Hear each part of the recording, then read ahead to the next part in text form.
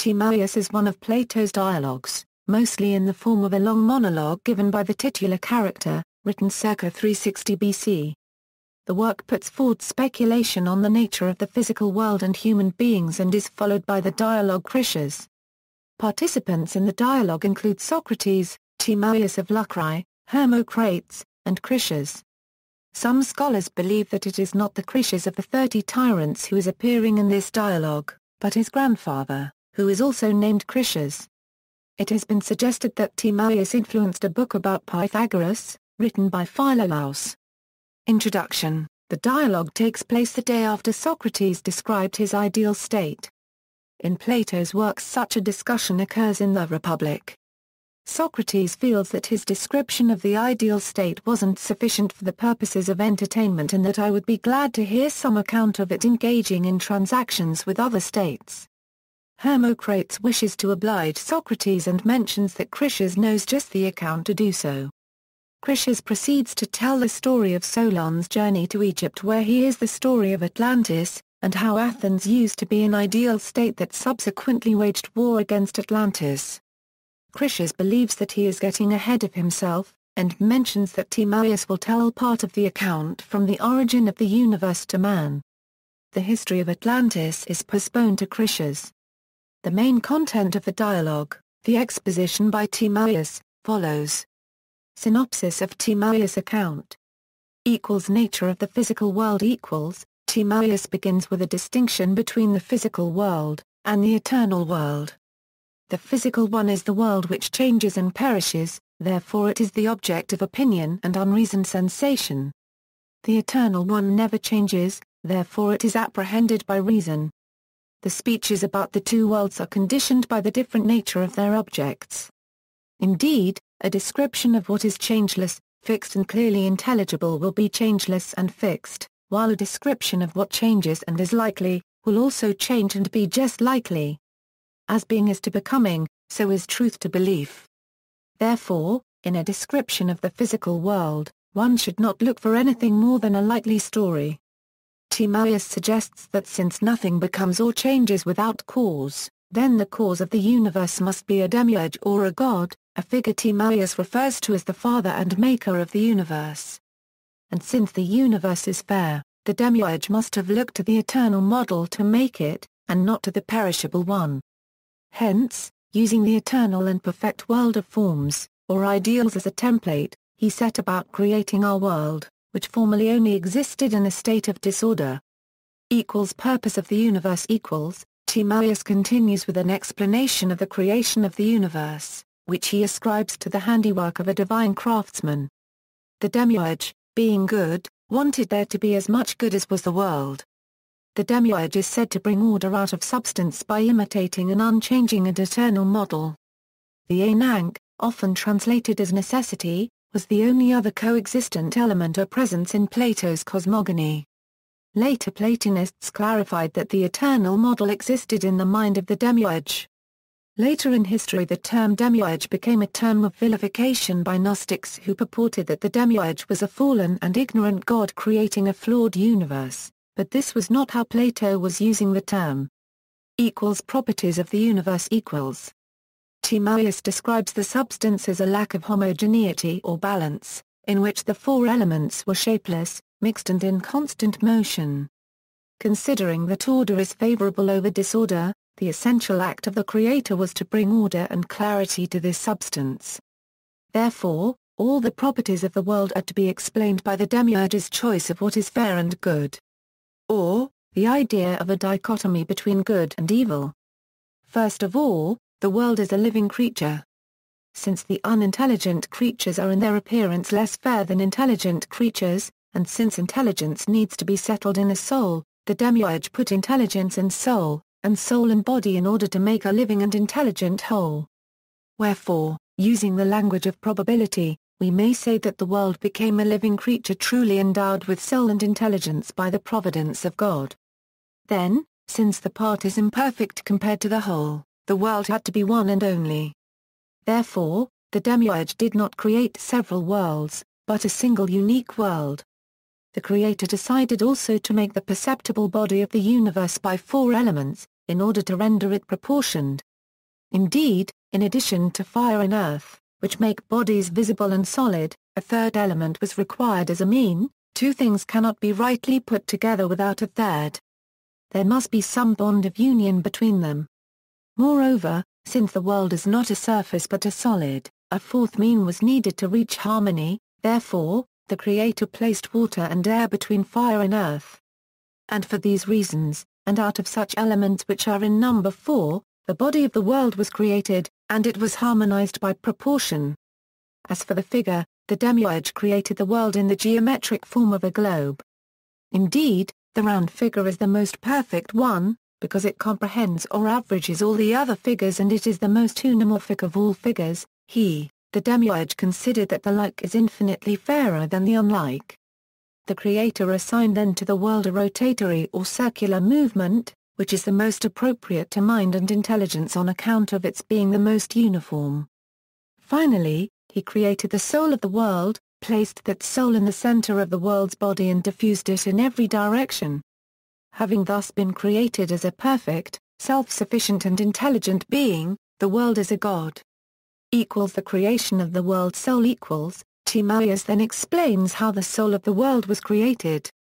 The demiurge combined three elements, two varieties of sameness, two varieties of difference, and two types of being. From this emerged three compound substances: intermediate being, intermediate sameness, and intermediate difference. From this compound one final substance resulted, the world soul. He then divided following precise mathematical proportions, cutting the compound lengthways, fixed the resulting two bands in their middle, like in the letter I section, and connected them at their ends, to have two crossing circles.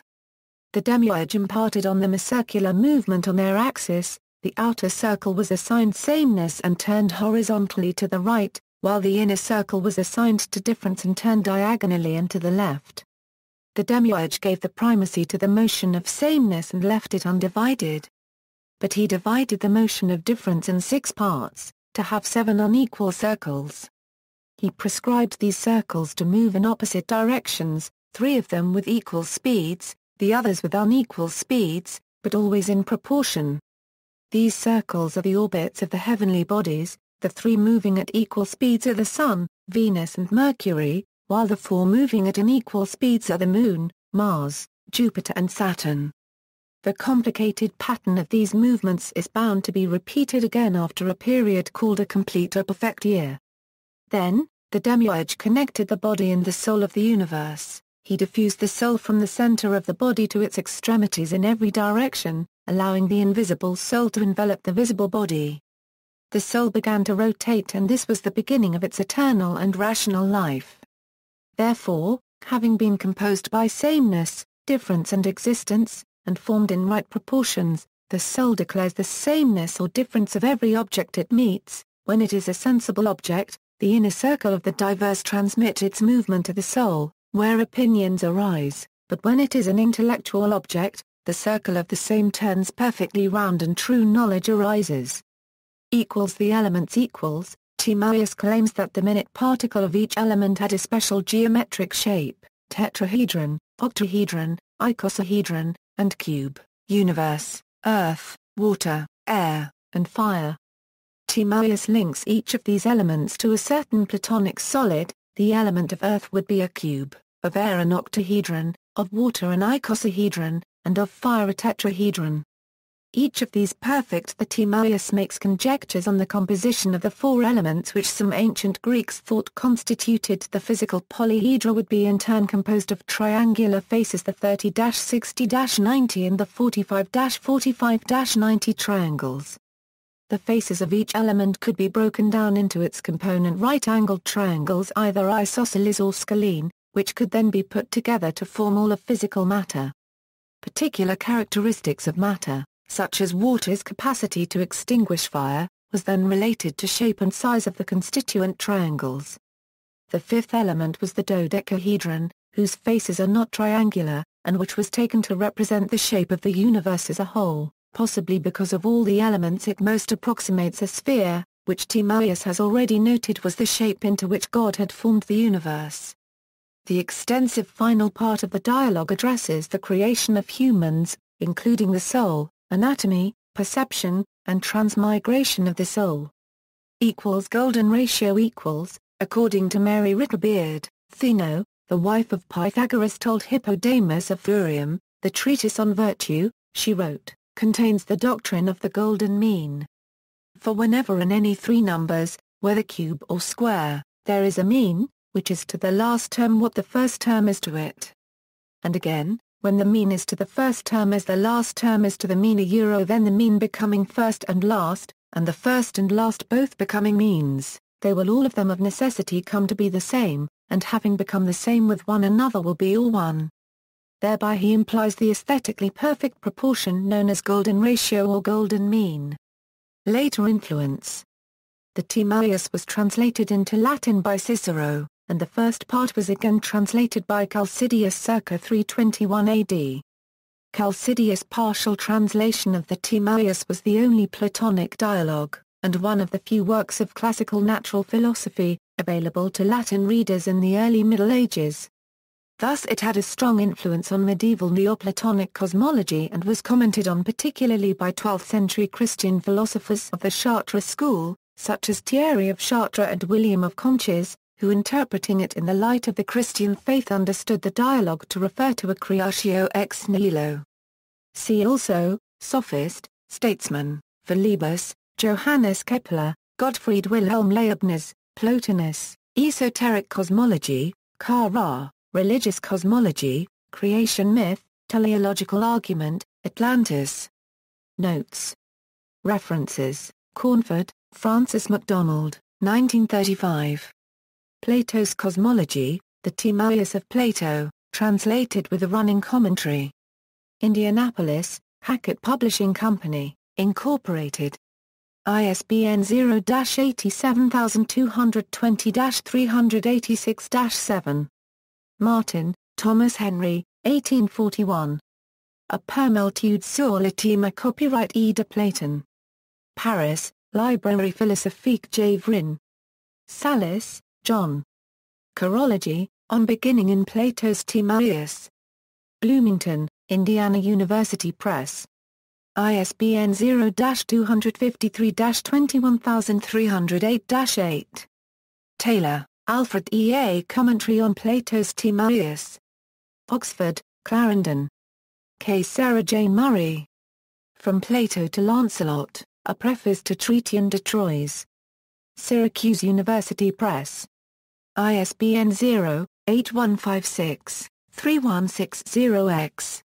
External links, Project Gutenberg Edition, York University Edition, Jowette's text with all words linked and concordance, bilingual edition of Plato's Timaeus in English and Greek side by side, Plato's Timaeus entry by Donald Zeal in the Stanford Encyclopedia of Philosophy, Platonic Solids and Plato's Theory of Everything at mathpages.com.